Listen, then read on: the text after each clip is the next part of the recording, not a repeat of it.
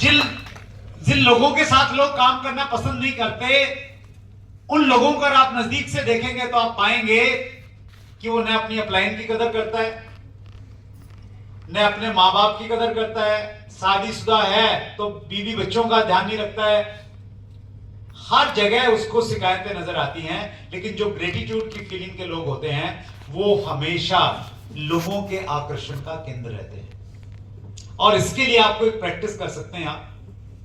मैं एक प्रैक्टिस करता हूं, मैं हर रोज 5 लोगों के नाम लिखता हूं पूरे दिन में जिन लोगों ने मेरे को सहयोग किया। हर रोज आप भी डायरी लगाइए, इसको ग्रेटिट्यूड जर्नल बोलते हैं। रात को सोने से पहले 5 लोगों के नाम लिखने हैं। फोन में आप नोट्स बना सकते हैं। सुबह उठने के बाद में रात तक आपने किन किन लोगों ने आपको सहयोग किया, बस उनके नाम लिखने हैं। किस चीज के लिए किया? जैसे मैं आज रात को जब अपना जर्नल लिखूंगा तो मैं सबसे पहले शुक्रिया अदा करूंगा मेरी वाइफ का, सुदेश का, कि उन्होंने मुझे मेरे लिए बहुत बढ़िया ब्रेकफास्ट बना के दिया जो मैंने फ्लाइट में खा लिया।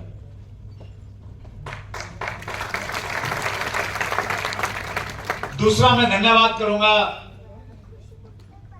कैब ड्राइवर का जो मुझे घर से एयरपोर्ट छोड़ने के लिए आया। तीसरा धन्यवाद करूंगा मैं हवाई जहाज चलाने वाले पायलट का, जो इस बारिश वाले मौसम में भी 2-4 झटके तो खिलाए उसने, लेकिन बढ़िया सेफ लैंडिंग उसने करवा दी।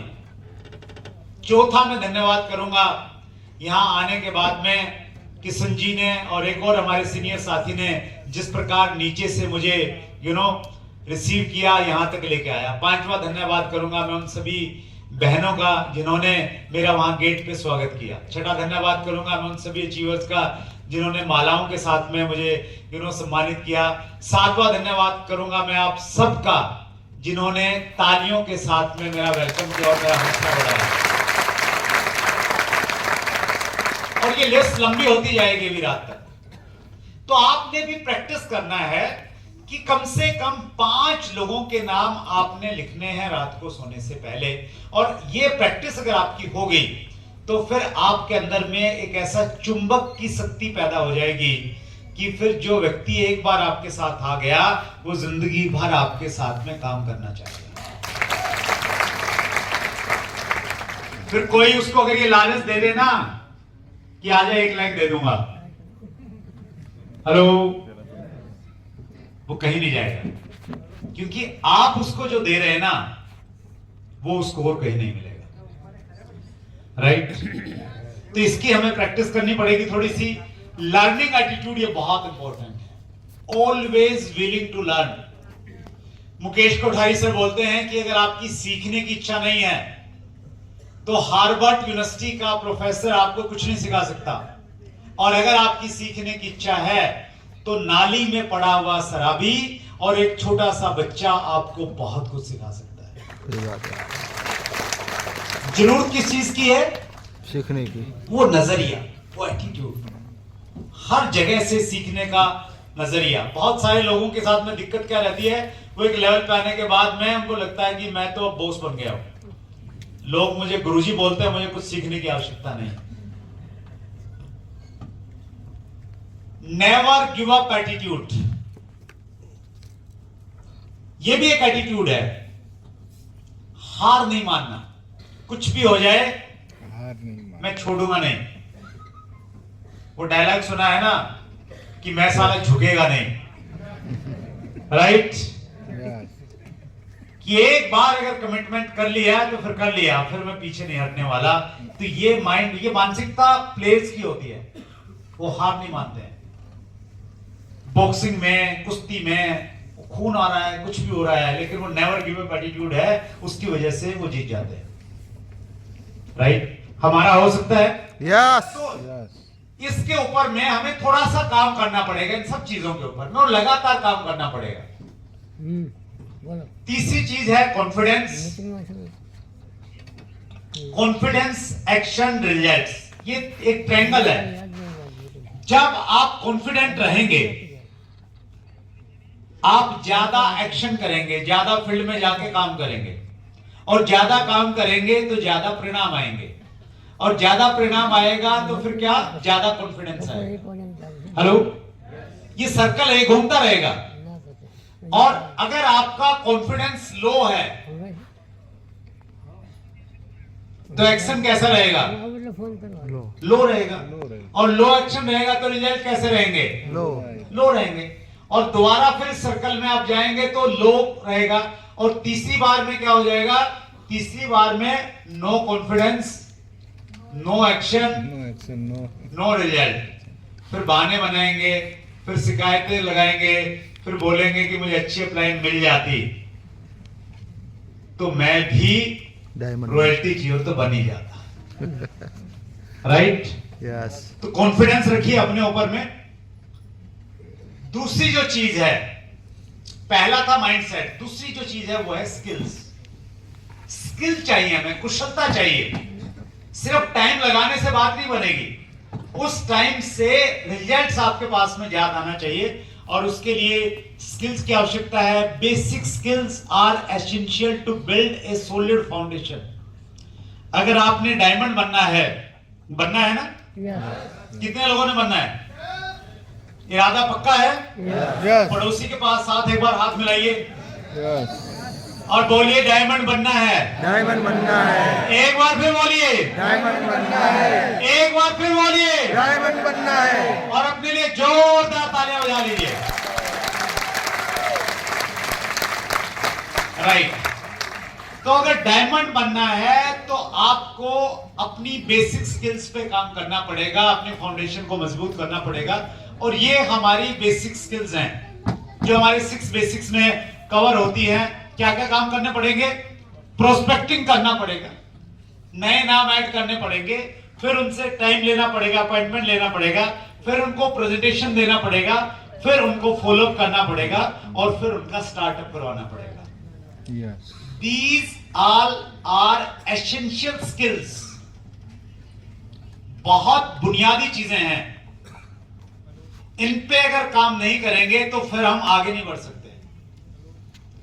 बेसिक कॉन्सेप्ट अगर क्लियर नहीं होता है तो फिर आप मास्टरी नहीं कर सकते हैं किसी भी सब्जेक्ट की। और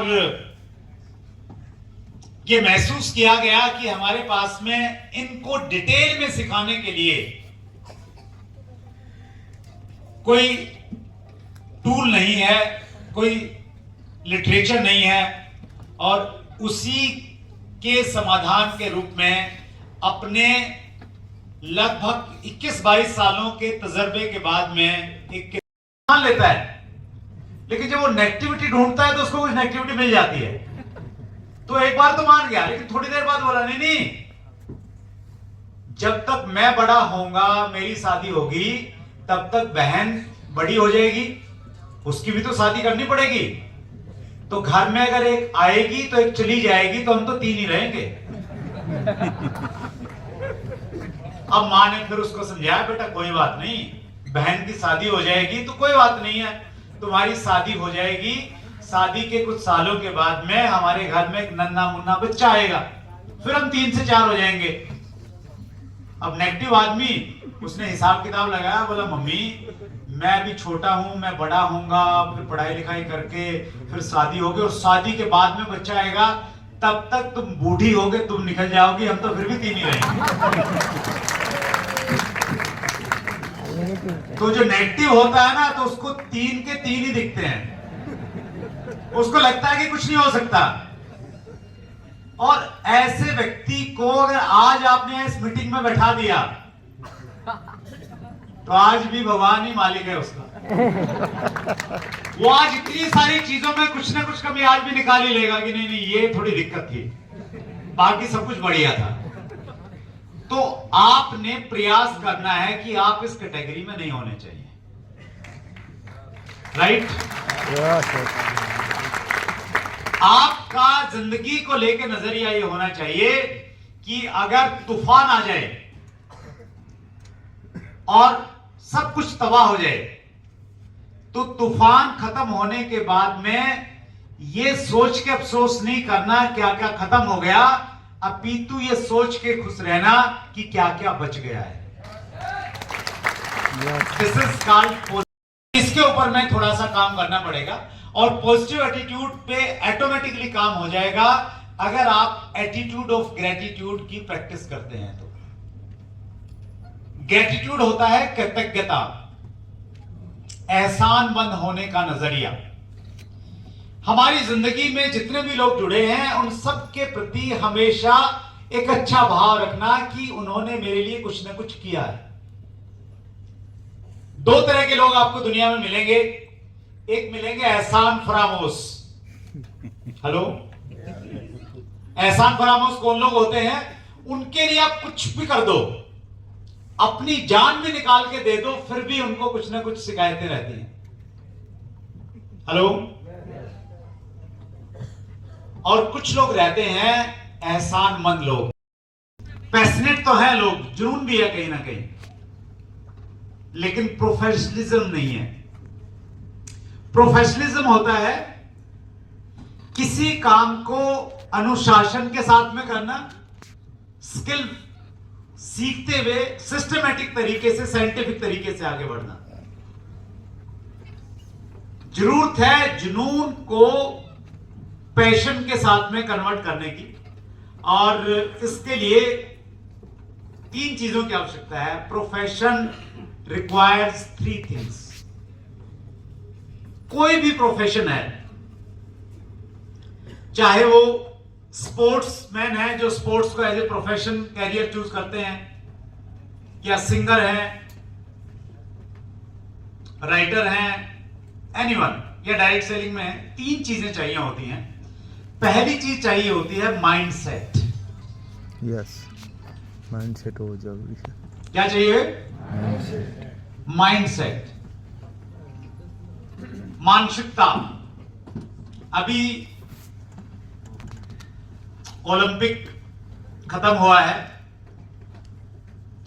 ओलंपिक में ऐसा बताते हैं लोग कि एक प्लेयर की स्किल्स के साथ में उसका जो माइंडसेट है ना, उसकी जो मानसिकता है जब वो गेम में है, वो बहुत मायने करती है। विजेता में और पराजित में बहुत बार सबसे बड़ा अंतर मानसिकता का रहता है। हेलो। यस। तो माइंड सेट, इस पे थोड़ा सा हम बातचीत करते हैं। It is in your hand and require continuous effort. Mind set control करना आपके हाथ में है, आपके पड़ोसी के हाथ में नहीं, आपका माइंड। हेलो। लेकिन इसके लिए आपको लगातार कुछ एफर्ट्स करने पड़ेंगे। कोई ऐसी चीज नहीं है कि भाई आज आपका माइंड मैं सेट कर दूं और फिर अगले 10 साल के लिए सेट हो गया। हेलो। इसके लिए आपको खुद एफर्ट्स करने पड़ेंगे। आज तो आपका सेट है, जाते हो सकता है आपका पड़ोसी बिगाड़ दे, बेकार फालतू कुछ नहीं। तो आज जुड़ रहा है।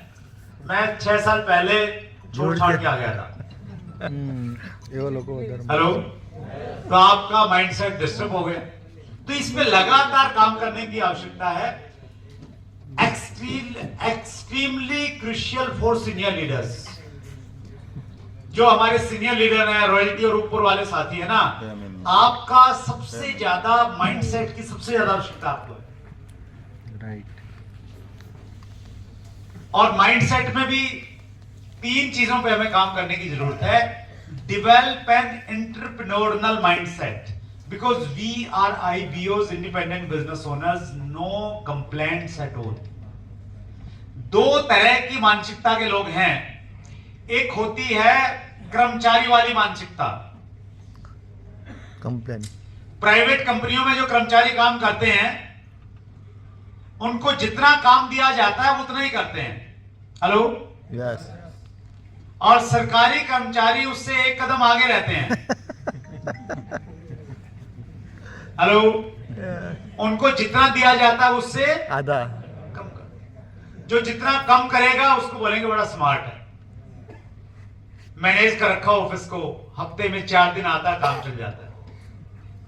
वो परिभाषा है, वो एम्प्लॉय वाला माइंडसेट है। एंटरप्रेन्योरियल माइंडसेट थोड़ा अलग रहता है, मानसिकता है ये। एंटरप्रेन्योर माइंडसेट वो होता है कि वो बगैर कंडीशन के काम करता है। आपकी अगर नौकरी एक कलर की है और किसी दिन ऑफिस में पियोन नहीं आया और आपको ये बोल दिया कि एक गिलास पानी लेके आ जाओ, तो आप नहीं करेंगे। हेलो। लेकिन अगर आप उस प्राइवेट कंपनी के मालिक हैं तो आप हर काम कर लेंगे, क्योंकि उसके लिए कोई कंडीशन नहीं है वहां पे। तो यहां पे हमारा नाम एक बनता है IBO, एक टेक्निकल टर्म है डायरेक्ट सेलिंग में, इंडिपेंडेंट बिजनेस ओनर। यानी जिस दिन हम ज्वाइन हो गए उसी दिन हम लोग इंडिपेंडेंट बिजनेस ओनर हैं। अपलाइन सहायता करे तो बड़ी अच्छी बात, नहीं सहायता करे तो कोई बात नहीं है, क्योंकि जिस दिन हम जुड़ते हैं उसी दिन इंडिपेंडेंट है। यस। उस भाव के साथ में अगर आप काम करेंगे तो आपके लिए बहुत आसान है। और आप इस भाव के साथ में काम करेंगे कि अगर मेरा 1.15 हो गया तो मेरी अपलाइन रॉयल्टी पे पहुंच जाएगी, इसलिए थोड़ा कम करता हूं। तो वो मानसिकता आपसे कुछ नहीं करवा पाएगी। मानसिकता ये कि ये मेरा है, मैंने करना है और मैंने RCM में डायमंड बनना है, ये वाला माइंडसेट। किसी से कोई गिला नहीं, कोई शिकवा नहीं, कोई शिकायत नहीं। कर सकते हैं यस। ऑनरशिप लेके। Practice following attitudes. कुछ एटीट्यूड्स, कुछ नजरियों को आपको डेवलप करना पड़ेगा, उस पर काम करना पड़ेगा, प्रैक्टिस करनी पड़ेगी उन चीजों पे। क्योंकि माइंडसेट कोई टेंजेबल चीज नहीं है जिसको आप छू सकें, ये अनटेंजेबल है, ये दिखेगा नहीं। हेलो। यस। ये वैसे नहीं दिखेगा लेकिन इसके परिणाम दिखते हैं। पॉजिटिव एटीट्यूड,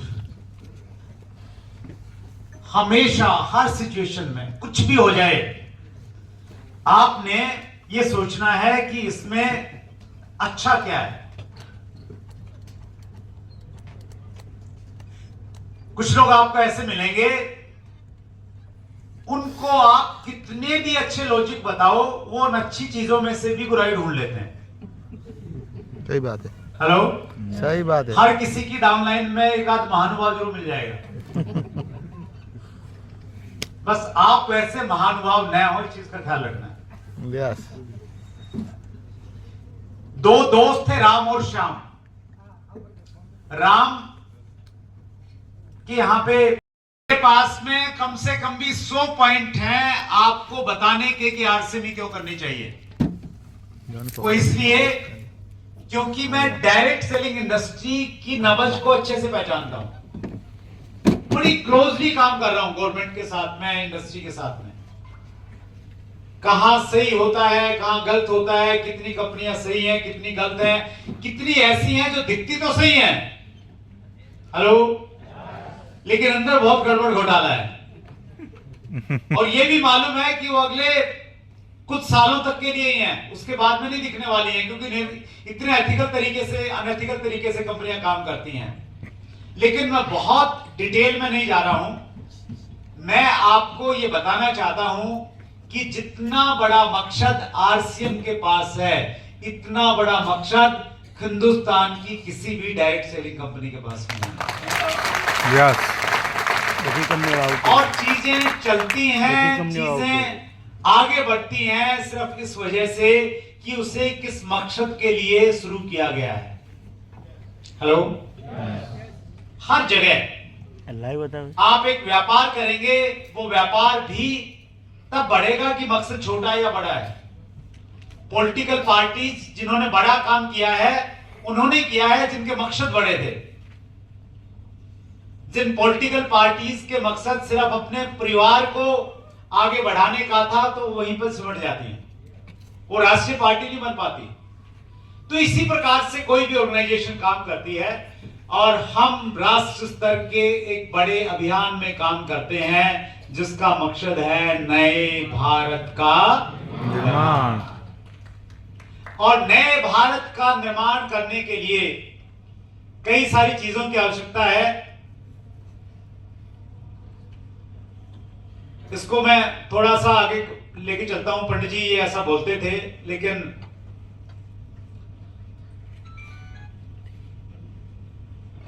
हमारे 3 प्रमुख उद्देश्य हैं। कितने प्रमुख उद्देश्य हैं? 3। और ये 3 प्रमुख उद्देश्य अगर पूरे हो जाएंगे तो नए भारत के निर्माण में हम कामयाब हो जाएंगे, क्योंकि ये हमारे देश की आवश्यकता है मौजूदा समय में। पहला कार्य है स्वास्थ्य रक्षा। आप अखबार में पढ़िए, आप समाचार पत्रों के अलावा आप टीवी पे न्यूज देखिए, भरमार है इस प्रकार की खबरों की कि खाने पीने की चीजों में मिलावटी बहुत ज्यादा सामान आ रहा है। पढ़ा है आपने ऐसा? हर चीज में मिलावट है, और खाने पीने की चीजों पे जब ये मिलावट होती है तो फिर उसका असर रहता है कैंसर के रूप में। हमारे देश में कैंसर के जो मरीज हैं वो दिन प्रतिदिन बढ़ते जा रहे हैं। विदेशों से ज्यादा इसलिए बढ़ रहे हैं क्योंकि हमारे यहाँ पे खाने पीने की चीजों के जो पैमाने हैं वो उतने ज्यादा स्ट्रॉन्ग नहीं है अभी भी जो अमेरिका और यूरोप में है। पता नहीं क्या क्या केमिकल मिलाया जा रहा है खाने पीने की चीजों में, पता नहीं कितना पेस्टिसाइड्स का इस्तेमाल किया जा रहा है। तो इसलिए जरूरत है कि लोगों को अवेयर किया जाए, और अवेयर करने के साथ उस प्रकार के उत्पाद दिए जाएं जिन उत्पादों से बीमारियां नहीं आए, जिन बीमारियों, जिन दवाइयों, जिन उत्पादों से अच्छा स्वास्थ्य आए। अगर कोई भी राष्ट्र शारीरिक रूप से कमजोर होगा तो क्या वो सुदृढ़ बन सकता है?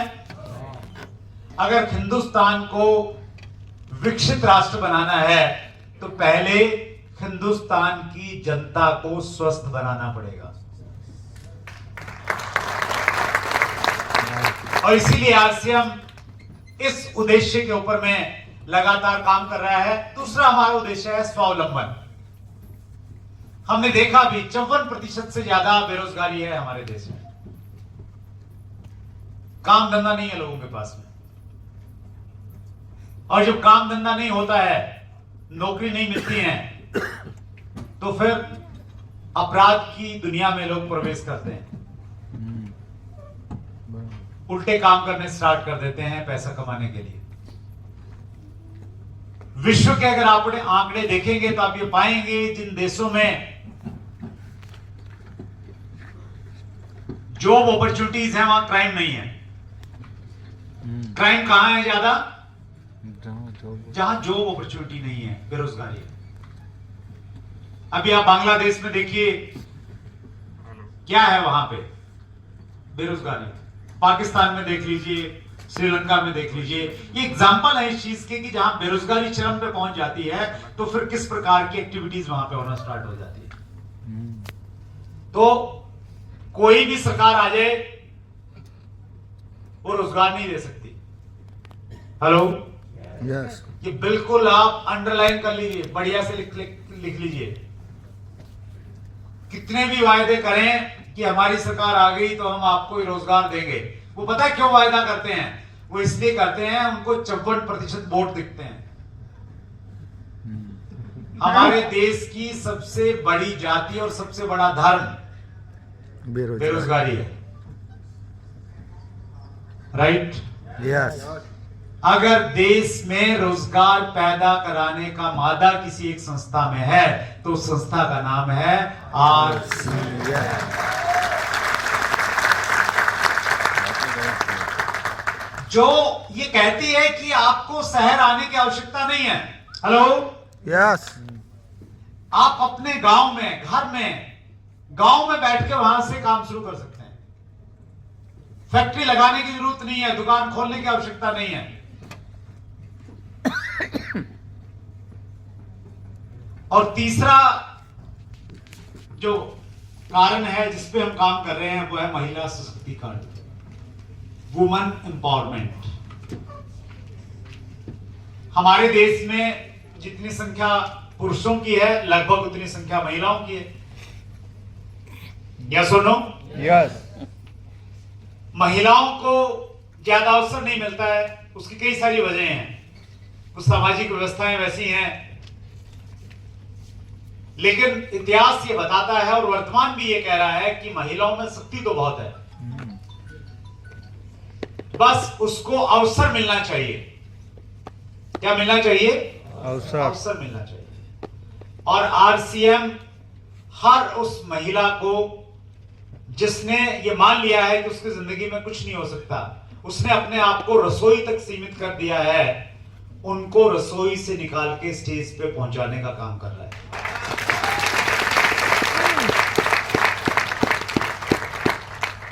दोपहर में हर रोज जूम पे एक मीटिंग रहती है जिसको सिर्फ महिलाएं लीड करती हैं। भीलवाड़ा में 2 दिन का एक प्रोग्राम है, 15 और 16 अगस्त को। अभी लगभग 5000 सिर्फ महिलाएं वहां पे पहुंच रही हैं, जो इंडिपेंडेंटली काम करना जिन्होंने स्टार्ट किया। हेलो,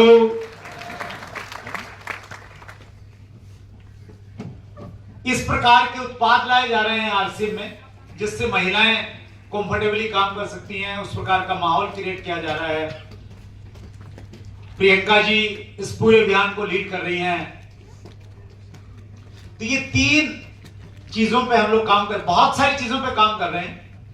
अभी वृक्षारोपण चल रहा है, हमारे यहाँ पे बहुत सारे समाज सेवा के कार्यक्रम रहते हैं, बहुत एक लंबी लिस्ट है, ब्लड डोनेशन पे काम रहता है, लेकिन ये 3 मुख्य उद्देश्य हैं जिन पे हम लोग काम कर रहे हैं। और चूंकि इतने बड़े उद्देश्य किसी भी कंपनी के पास में नहीं है, तो ये एक बड़ा कारण है जो आरसीएम को बाकी सभी कंपनियों से बिल्कुल अलग, बिल्कुल अलग खड़ा कर देता है।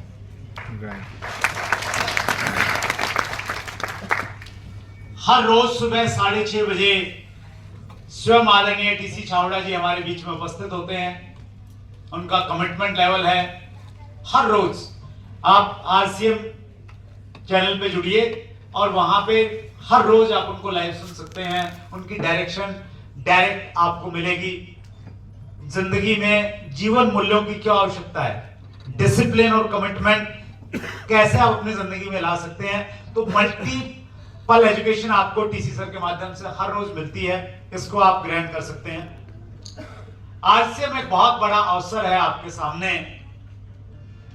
आप इसे चाहें तो मजाक मजाक में ले सकते हैं, और अगर आप चाहें तो ठीक मेरी तरह जिस प्रकार आज से 23 साल पहले इस प्रकार की एक मीटिंग के बाद मैंने आरसीएम को ग्रैब कर लिया था, मजबूती के साथ पकड़ लिया था और डायमंड बन गया, आप चाहें तो आप भी वैसा कर सकते हैं।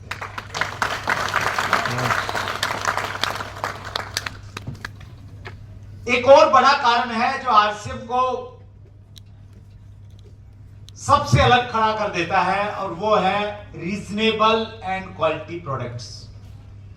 हमारे यहां जो ये उत्पाद हैं जो आपको दिखाई दे रहे हैं, इनमें 2 चीजों का बड़ा शानदार संगम है।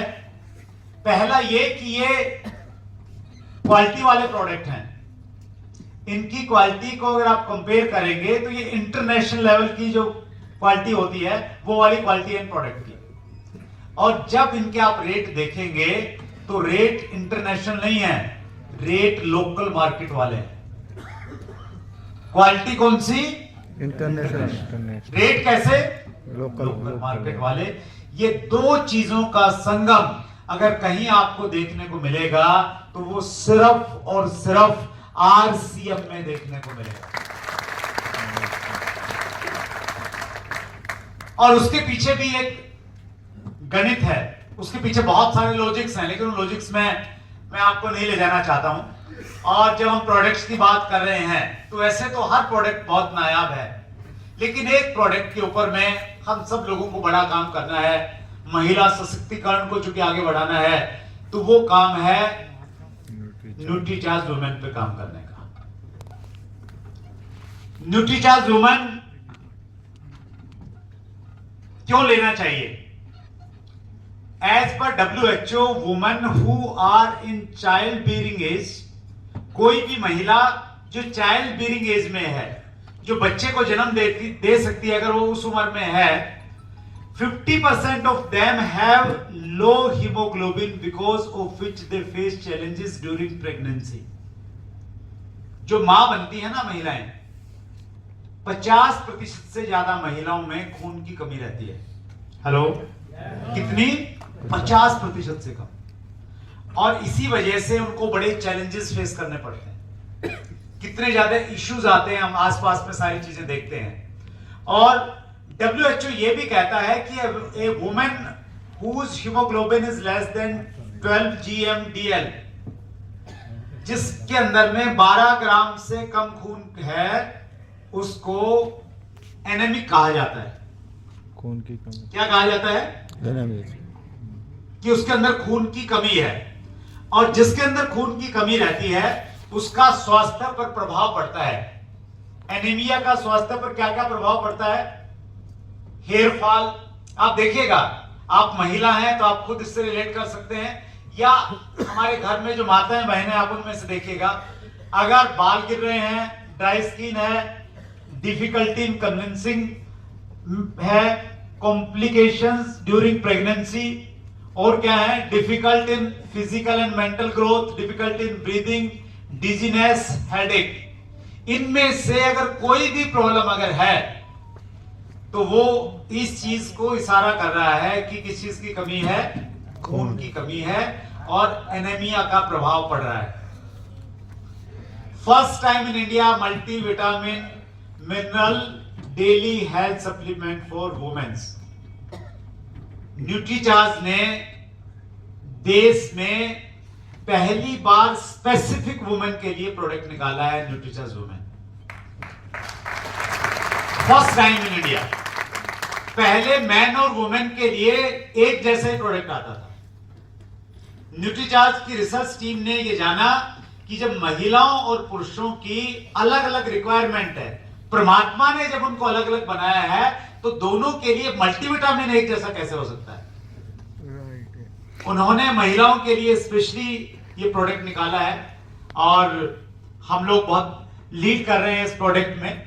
और ये एक ऐसा प्रोडक्ट है जिसका ट्रेडिशनल मार्केटिंग में और डायरेक्ट सेलिंग में कहीं भी कोई दूसरा विकल्प नहीं है. इतने पोषक तत्वों के साथ में कोई प्रोडक्ट महिलाओं के लिए उपलब्ध आपको देखने को नहीं मिलेगा. और न्यूट्रीचार्ज वुमेन्स के बहुत सारे लाभ हैं. जो कमियां दिखाई दे रही थी, जो प्रभाव था एनेमिक होने की वजह से, अगर आप ये रेगुलर लेंगे तो ये सारी की सारी प्रॉब्लम्स आपकी सोल्व हो जाएंगे. ये हेयर को मजबूत करने का, लॉन्ग और हेल्दी बनाने में आपको हेल्प करेगा. आपकी स्किन के लिए बहुत अच्छा है, आपकी ब्यूटी के लिए बहुत अच्छा है, आपकी इम्यूनिटी को बढ़ाता है. कोई भी बीमारी आ गई, मौसम बदलने से कुछ इश्यूज अगर होते हैं तो वो नहीं होंगे. तो ये सारे के सारे लाभ है न्यूट्रीचार्ज वुमेन लेने के लिए. कब से लेना है इसको? लेना है आप जैसे ही 10-12 साल की उम्र की बच्चियां होती हैं, 12 साल से ऊपर आप इसको ले सकते हैं. और 3 महीने अगर आप लगातार लेंगे, जो पहली बार वुमेन लेगी तो 3 महीने लगातार लेने के बाद इसका असर आपको अपने शरीर पे थोड़ा थोड़ा महसूस होगा. और कब तक लेना चाहिए? आप जिंदगी भर इसको लीजिए, क्योंकि ये कोई दवाई नहीं है. Hello, it is not a medicine. ये एक फूड सप्लीमेंट है, ये एक भोजन है जो हमें रोटी में नहीं मिल पाता, जो हमें सब्जियों में नहीं मिल पाता. वो चीज आधुनिक विज्ञान ने एक टेबलेट के रूप में डाल के हमें दे दी.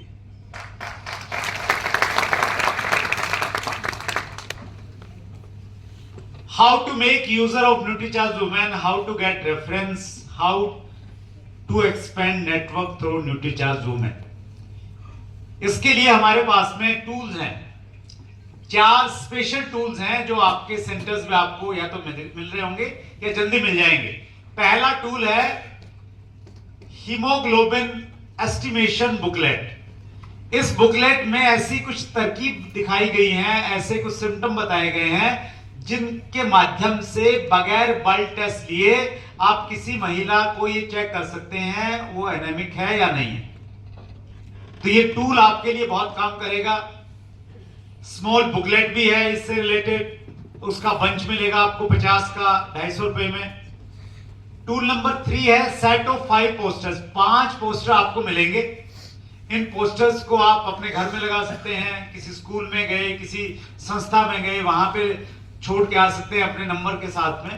और चौथा टूल है न्यूज़पेपर लीफलेट्स।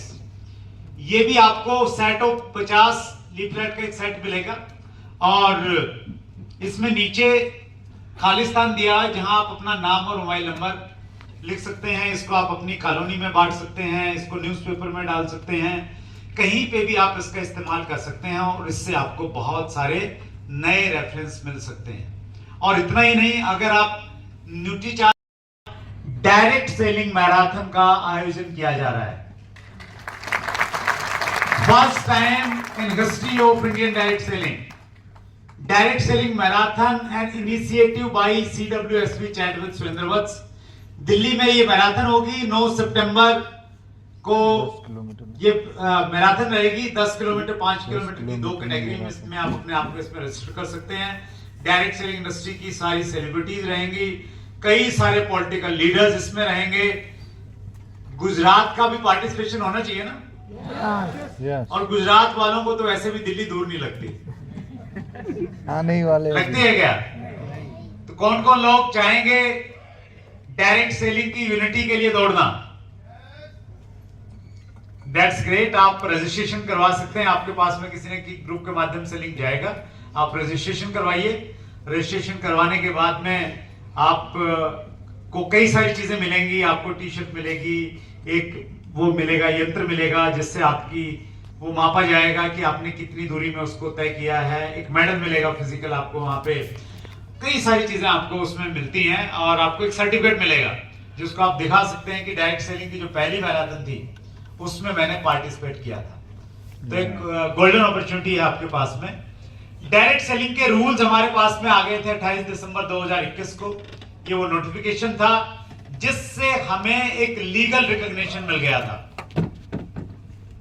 हमारे संविधान में डायरेक्ट सेलिंग क्या होता है ये आ गया था इन रूल्स के बाद, राइट?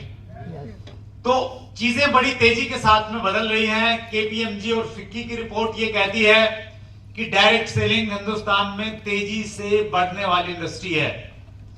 ये सब कुछ जानने के बावजूद भी कुछ लोग ये सोच रहे हैं कि किसी दिन परमात्मा उनके सपने में आएंगे और पकड़ के उनको खिलाएंगे और हिला के जगाएंगे और ये कहेंगे कि भैया कब तक सोता रहेगा, RCM ज्वाइन कर ले और जिंदगी में आगे बढ़ जाए। या कुछ लोगों को ये लगता है कि मेरे पास तो किसी दिन प्रधानमंत्री नरेंद्र मोदी का फोन आएगा और वो कहेंगे कि हमने अच्छे दिन का वायदा किया था, अच्छे दिन तब आएंगे जब RCM ज्वाइन करोगे। लेकिन ऐसा होगा नहीं। न तो परमात्मा को इतनी पड़ी है कि वो एक एक के पास में आए और प्रधानमंत्री मोदी को भी बहुत सारे काम है, राइट? ये तो हमें खुद संज्ञान लेना पड़ेगा, खुद सोचना पड़ेगा कि हमारे पास में एक बड़ी अपॉर्चुनिटी है, क्योंकि इतनी बड़ी बड़ी संस्थाएं कह रही हैं, ये सारा माहौल, ये सारी पिक्चर ये इशारा कर रही हैं कि आने वाला समय डायरेक्ट सेलिंग का है या नहीं है? यस। अब हम आते हैं मैक्रो क्वेश्चन पे, और मैक्रो क्वेश्चन ये है वाई RCM। अब तक हमने ये बातचीत की कि भाई डायरेक्ट सेलिंग क्यों करना चाहिए। बात समझ में आई? करना चाहिए नहीं करना चाहिए? यस। आई? यस। तो पड़ोसी से हाथ मिलाइए, गरम जोशी वाला, और कहिए कि बात समझ में आ गई। बात समझ में आ गई। एक बार फिर बोलिए, बात समझ में आ गई। एक बार फिर बोलिए, बात समझ में आ गई। और जोरदार तालियां अपने लिए बजा लीजिए।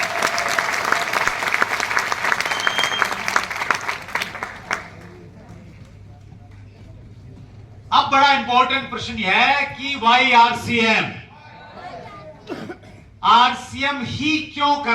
ये तो है दो मोटे क्वेश्चन, और माइक्रो क्वेश्चन जो बारीक क्वेश्चन है ना, जिसका आपसे डायरेक्ट संबंध है, और ये क्वेश्चन आपके लिए बहुत इंपॉर्टेंट होना चाहिए। How to succeed? अगर मैंने RCM करना है मैंने मान लिया कि आरसीएम बढ़िया है, डायरेक्ट सेलिंग में RCM is the best company, तो फिर मैं सफल कैसे हूं, हाउ टू सक्सीड। हम आज इन तीनों चीजों पे थोड़ी थोड़ी बातचीत करेंगे। पहले हम मैक्रो क्वेश्चन पे जाते हैं, why direct selling. Direct selling क्यों करनी चाहिए? बहुत बार बातें सुनने से समझ में नहीं आती हैं, देखने से समझ में आती हैं। मैं कुछ पिक्चर्स दिखाना चाहता हूं और उन पिक्चर्स के माध्यम से आपको डायरेक्ट सेलिंग का विजन देना चाहता हूं। ये पिक्चर देखिए, इस पिक्चर में कुछ कोट पैंट पे कुछ लोग खड़े हैं और सफेद कुर्ते पजामे में एक सज्जन खड़े हैं, दिख रहे हैं आपको? Yes yes. और सफेद कुर्ता पजामा हमारे देश में कौन पहनते हैं? नेताजी पहनते हैं। बिल्कुल आपके ऑब्जर्वेशन बिल्कुल सही है, नेताजी हैं। इनका नाम है माननीय सांसद प्रवीण खंडेलवाल। ये इस बार दिल्ली चांदनी चौक लोकसभा से निर्वाचित हुए हैं और आप में से कुछ लोगों ने सोशल मीडिया पे इंटरनेशनल वुमेन डे की कुछ फोटो देखे होंगे, अंतरराष्ट्रीय महिला दिवस, जिसमें समृद्धि ईरानी जी और पीयूष गोयल जी आए थे। उस प्रोग्राम को ऑर्गेनाइज किया था प्रवीण खंडेलवाल जी ने। He was the host. उस समय तक न तो इनको टिकट मिला था, कुछ नहीं मिला था, तो इनको टिकट मिला, ये जीत भी गए। और जीतने के बाद में ये फोटोग्राफ पिछले महीने का है, एक हमारी एसोसिएशन की मीटिंग थी, एफटीएसए की, federation of direct selling association की। इसमें कंपनियों की मैनेजमेंट के लोग आए हुए थे। आप यहाँ पे देखेंगे, ये सौरभ छाबड़ा सर हैं, आरसीएम की तरफ से रिप्रेजेंट कर रहे थे। यहाँ पे कहीं मैं भी खड़ा हूँगा, थोड़े कम से बाल थे उस समय, शायद पहचान में नहीं आ रहा हूँगा। और ये प्रवीण खंडेलवाल जी हैं सेंटर में। तो इन्होंने लगभग 3 से 4 घंटे हमारे साथ में बिताए। हमारे साथ में इन्होंने लंच किया, खूब सारी बातें की, और एक ही डिस्कशन का पॉइंट था कि डायरेक्ट सेलिंग की जो छवि है, जो इमेज है, जो परसेप्शन है, उसको हम किस प्रकार से बदलें। और डिस्कशन का कंक्लूजन ये था, उन्होंने कहा कि अच्छी बात यह है कि प्रवीण खंडेलवाल जी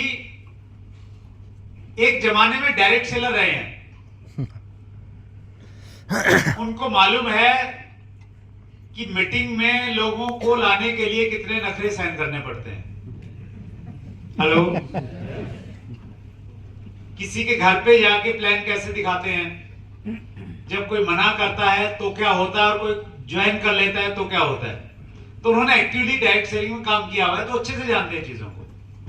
तो उन्होंने कहा कि मैं तो सरकार के लेवल पे डायरेक्ट सेलिंग की जो एक इमेज बनी हुई है, उस इमेज को पॉजिटिव वे में कन्वर्ट करने के लिए अपने लेवल पे मैं प्रयास करूंगा, और आप सब लोग एसोसिएशन के लोग मिलके ग्राउंड लेवल पे डायरेक्ट सेलिंग की इमेज को बेहतर करने में काम करें। ये 2024 की फोटो है, जब एक सांसद हमारे बीच में आ रहे हैं और लंबा टाइम हमें दे रहे हैं। आप YouTube पे आप सर्च कीजिएगा, bill Clinton on direct selling. America के राष्ट्रपति, पूर्व राष्ट्रपति, जब वो राष्ट्रपति थे अमेरिका के, उस समय एक वीडियो संदेश में वो अपने देश के लोगों को ये कह रहे हैं कि हम सबको डायरेक्ट सेलिंग से जुड़ना चाहिए, नेटवर्क मार्केटिंग में काम करना चाहिए। इससे न केवल मात्र आपका लाभ होगा, अपितु देश का बहुत बड़ा लाभ होगा। और इसकी कहीं ना कहीं एक शुरुआत हमारे देश में हो गई है। दूसरी पिक्चर आपके सामने रखूं उससे पहले मैं मुकेश कोठारी जी की वो बात याद दिलाना चाहता हूं आपको। वो अक्सर कहते हैं कि एक समय आएगा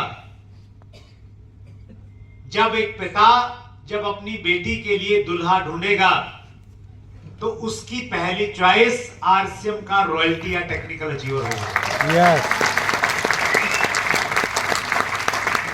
और हम धीरे धीरे उस डायरेक्शन में जा रहे हैं। और उसका परिचय करवाती है ये स्लाइड, जिसमें लिखा है Surli university welcome all delegates and guests to the third सेट्सा direct selling conclave. Surli university देश की प्रतिष्ठित यूनिवर्सिटीज में से मानी जाती है, वेरी रेपुटेड। ये यूनिवर्सिटी डायरेक्ट सेलिंग के ऊपर में एमबीए और बीबीए करवाती है बच्चों को, और हर साल ये यूनिवर्सिटी एक कॉन्क्लेव करती है यूनिवर्सिटी के अंदर। जिन्होंने विश्वविद्यालयों में पढ़ाई की है तो उनको मालूम रहता है अलग अलग डिपार्टमेंट के अलग अलग कार्यक्रम वहां पे चलते हैं। तो डायरेक्ट सेलिंग डिपार्टमेंट की तरफ से 2 दिन का कार्यक्रम रहता है। इस कार्यक्रम में एक तो वो बहुत रेपुटेड अवार्ड है यूनिवर्सिटी का, डॉक्टर अब्दुल कलाम गोल्डन रुद्राक्ष अवार्ड, वो देते हैं 2-3 लोगों को। पिछले साल ये जो रुद्राक्ष अवार्ड था वो आदरणीय टीसी छावड़ा को यूनिवर्सिटी ने वहां पे बुला के दिया। और इसमें देश भर से लोग आते हैं। ये सारे के सारे लोग थे जो देश भर से आए हुए थे, इवन कुछ लोग बाहर से आए थे, विदेशों से आए हुए थे। इसमें अगर मैं एक नाम हाईलाइट करूं, प्रोफेसर पिल्लई, ये दुबई से आए थे। ये मिस्टर विनोद नामुद्री हैं, ये आए थे केरला से आए थे। मिस्टर कैलाश भट्टल, ये मुंबई से आए थे। तो बहुत सारे लोग देश के अलग अलग कोनों से आए थे। ये एक मिस्टर डैनियल प्रंजल है इसमें। डैनियल प्रंजल गवर्नमेंट को ये बताते हैं कि कौन सी डायरेक्ट सेलिंग की कंपनियां फ्रॉड है, कौन सी लोगों को चीट कर रही है। वो अपनी वेबसाइट पे भी डालते हैं, गवर्नमेंट को गाइड करते हैं। तो कहीं ना कहीं वो सारे के सारे लोग जो डायरेक्ट सेलिंग में की रोल प्ले करते हैं। ये खेम पांडे जी हैं, farmer secondary consumer affair ministry, जिनकी डायरेक्शन में डायरेक्ट सेलिंग की गाइडलाइन हुई थी। ये मोहम्मद जाकिर हुसैन साहब हैं, डायरेक्टर थे। तो ये तमाम लोग वहां पे थे। और यहाँ पे एक फोटो है, हर्षवर्धन जैन यहाँ पे थे। और ये है डॉक्टर सुरेंद्र वत्स, की leader RCM, founder member FDS. तो वहां पे वाइस चांसलर जी का एक मैसेज रहा और उन्होंने हम सबको वहां पे रिकॉग्नाइज किया। वहां पैनल डिस्कशन हुआ, बहुत लंबे लंबे पैनल डिस्कशन हुए, 1.5-2 घंटे के। सब्जेक्ट क्या था? डायरेक्ट सेलिंग किस प्रकार इंडियन इकोनॉमी पे इफेक्ट डाल सकती है। डायरेक्ट सेलिंग एकेडमिक दृष्टि से किस प्रकार से एक बड़ा रोल प्ले कर सकती है। डायरेक्ट सेलिंग में सही और गलत कंपनियों को कैसे पहचान किया जाए। तो इस प्रकार के तमाम विषयों पे वहां पे डीपली डिस्कशन हुआ और यूनिवर्सिटी में जो जो लोग थे उनको वहां पे सम्मानित किया गया, सर्टिफिकेट दिए गए। आप अगर सतीश पंडित जी की पुरानी एक ऑडियो अगर आप सुनेंगे, यूट्यूब पे मिलेगी आपको। सतीश पंडित 2004 में ये कहते थे कि आरसीएम का ये सफर जो 3 पैंट और शर्ट से शुरू होता है, कुछ लोगों का ये सफर सिर्फ टेलर की दुकान तक जाता है और उसके बाद खत्म हो जाता है। कुछ लोगों का ये सफर सिर्फ 4 लोगों तक जाता है, वो 4 लोग मना कर देते हैं तो उनका ये सफर रुक जाता है। लेकिन कुछ लोगों का ये सफर राष्ट्रपति भवन तक जाएगा। आरसीएम आपको राष्ट्रपति भवन तक लेकर जाएगा। और वो कहते थे कि मैं क्या करूं, मेरा ऐसा यकीन है, मेरा ऐसा विश्वास है कि ये सफर आपको राष्ट्रपति भवन तक लेके जाएगा। वो 2004-5 में कहते थे। हेलो, यस, हम विश्वविद्यालय तक पहुंच गए हैं।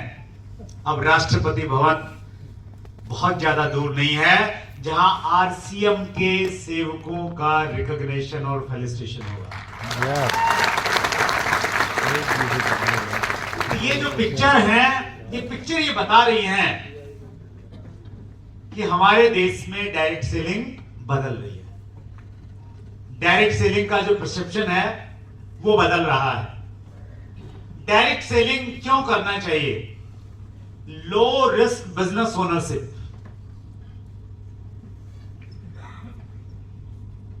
It takes very little, if any capital or startup costs. RCM शुरू करने के लिए आपको कोई पूंजी चाहिए? No. कुछ नहीं चाहिए। बस आपको अगर जरूरत पड़ेगी, कुछ रनिंग एक्सपेंसेस की जरूरत पड़ेगी आने जाने में, तो लो रिस्क बिजनेस ओनरशिप है, एक्स्ट्रा इनकम है, अपने काम के साथ साथ शुरू कर सकते हैं। Individual set their own financial goal, business plan and pace. आप जो भी कर रहे हैं उसके साथ साथ इसको कर सकते हैं। फ्लेक्सिबिलिटी है, individual choice, individual choose when, how and how much they want to work.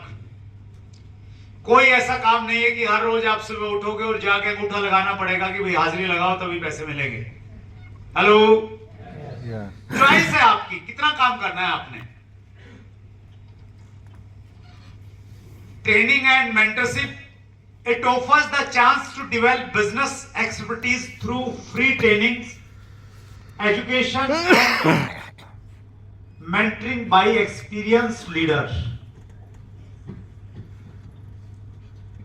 आप में से डायरेक्ट सेलिंग का विजेता कैसे बने कितने लोगों ने पढ़ी है? उसमें एक चैप्टर है, उस चैप्टर में है, उस चैप्टर का नाम है डायरेक्ट सेलिंग फॉर एवरीवन, और उसमें जिक्र किया गया है कि डायरेक्ट सेलिंग आपको एक फ्री लाइफ कोच देती है। क्या देती है? लाइफ कोच देती है फ्री में। आज के टाइम में जो बड़े बिजनेस हाउसेज हैं, बड़े बड़े लोग हैं, वो एक पेड लाइफ कोच रखते हैं। वो जब भी कुछ परेशान होते हैं वो उसके पास में जाते हैं, उससे सलाह लेते हैं। लेकिन RCM में आपकी अपलाइन जिंदगी भर आपके लिए फ्री लाइफ कोचिंग देती है।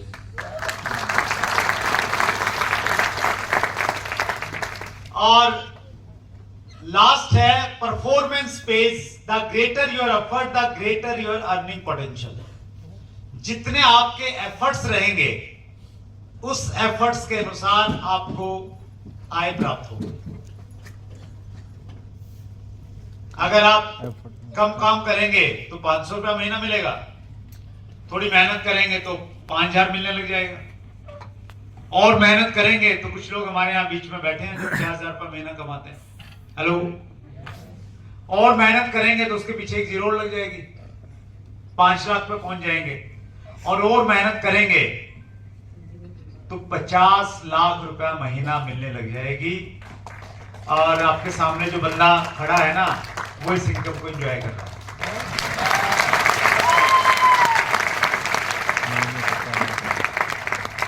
परफॉर्मेंस पेज, आपके एफर्ट्स में दो चीजें आएंगी। एक तो आप कितनी मेहनत कर रहे हैं, और दूसरी चीज उस मेहनत के साथ में आपने अपनी स्किल्स को कितना बढ़ाया है।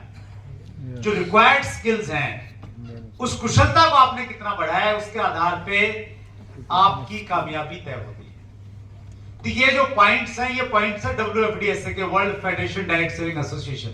वो ये कहती है कि अगर आप डायरेक्ट सेलिंग करेंगे तो ये बेनिफिट्स हैं डायरेक्ट सेलिंग करने के। डायरेक्ट सेलिंग की अगर हम थोड़ी सी हिस्ट्री देखें तो direct selling started in USA, United states में शुरू हुआ था 1959 में, और 1969 में वहां पे डायरेक्ट सेलिंग को लीगल मान लिया गया था। उससे पहले बहुत सारे वहां कंफ्यूजन्स थे, और हमारे देश में डायरेक्ट सेलिंग स्टार्ट हुई 1990 के बाद में, राइट। ये डायरेक्ट सेलिंग का थोड़ा सा संक्षिप्त परिचय है आपके लिए। हमारे देश में बहुत पोटेंशियल है, बहुत संभावनाएं हैं। उसकी पहली वजह है हमारी जनसंख्या। हमारे पड़ोस में चाइना रहता है, और चाइना की हिंदुस्तान की हमेशा लगती है।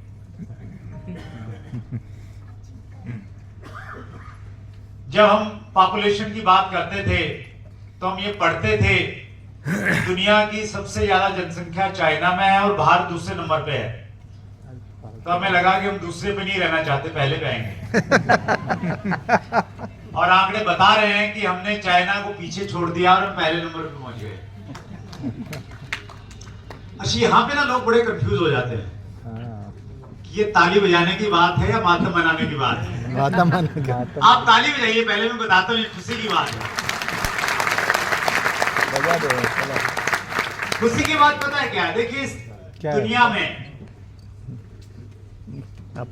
कोई भी चीज अगर है तो पहला तो उसको स्वीकार करो, और स्वीकार करने के बाद में ये देखो कि इसमें अपॉर्चुनिटी क्या है। हेलो, इसमें बहुत सारी संभावनाएं हैं। अगर हमारे देश में 142 करोड़ लोग रह रहे हैं तो बहुत सारा काम किया जा सकता है, बशर्ते हम इसको अपनी पावर मान लें।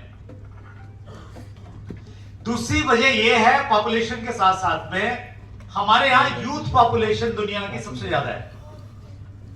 Yes yes. तीसरी चीज यह है कि हमारा देश सोशली बाउंड है, सामाजिकता बड़ी अच्छी है लोगों की, रिश्ते नाते हम निभाने में बड़े यकीन करते हैं। जहां अमेरिका और यूरोप में 5-7 साल में शादियां टूट जाती हैं, हमारे यहां हम 7 पीढ़ी तक रिश्ते निभाने की काबिलियत रखते हैं। Hello, yes yes. तो ऐसे माहौल में लिस्टें बड़ी जल्दी बन जाती हैं, नाम बड़े जल्दी लिखे जाते हैं। रिश्तेदार इतने हैं, उनके लिखोगे तो 500 लोगों के नाम बन जाएंगे आपके। तो ये एक एडवांटेज है हमारे यहाँ पे। और थोड़ा बिजनेस की भाषा में अगर हम लोग देखें, हमारे देश में 54% लोगों के पास में काम धंधा नहीं है, बेरोजगार। हेलो, ये आंकड़े हैं जिसमें कुछ देशों की जनसंख्या और वहां कितने प्रतिशत लोगों के पास में रोजगार है वो लिखा हुआ है।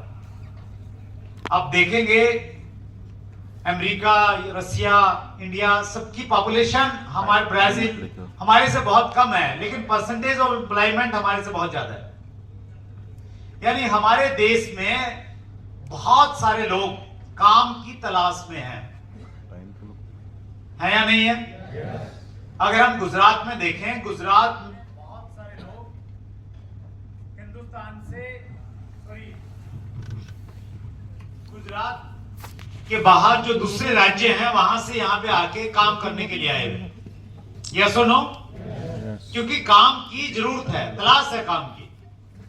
आंकड़े बताते हैं ऐसी संख्या 54% है।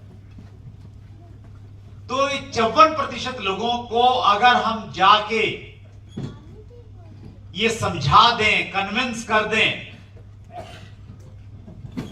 कि आरसीएम से बढ़िया काम नहीं, दुनिया में कोई नहीं है, ये 54% लोग आपके साथ काम करने के लिए तैयार हो जाएंगे। उसके लिए बस थोड़ा अंदर का कन्विक्शन चाहिए।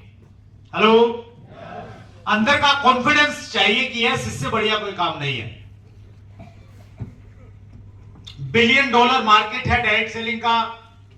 अगर हम 2022 के आंकड़ों की बात करते हैं तो दुनिया का जो कारोबार था वो $1,72,891 मिलियन का था, पूरी दुनिया का।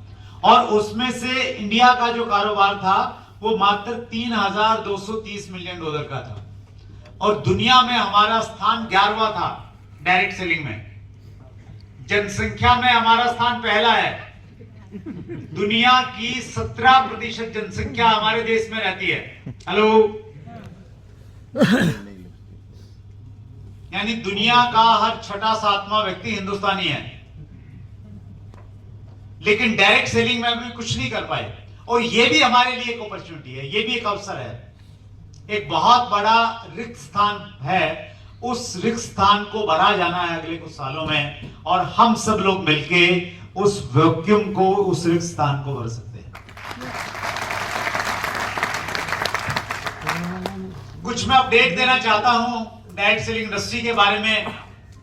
बहुत सारी संस्थाएं एसोसिएशन डायरेक्ट सेलिंग के लिए काम करती है। एक संस्था है DSCWA, direct selling distributor welfare association. 2013 के लगभग इसकी शुरुआत हुई। मुझे मौका मिला इस एसोसिएशन का फाउंडर प्रेसिडेंट बनने का, और हमने इंडस्ट्री की बेहतरी के लिए कई सारे काम किए, लगातार प्रयास किए कि सरकार की तरफ से हमें कुछ गाइडलाइन मिल जाए।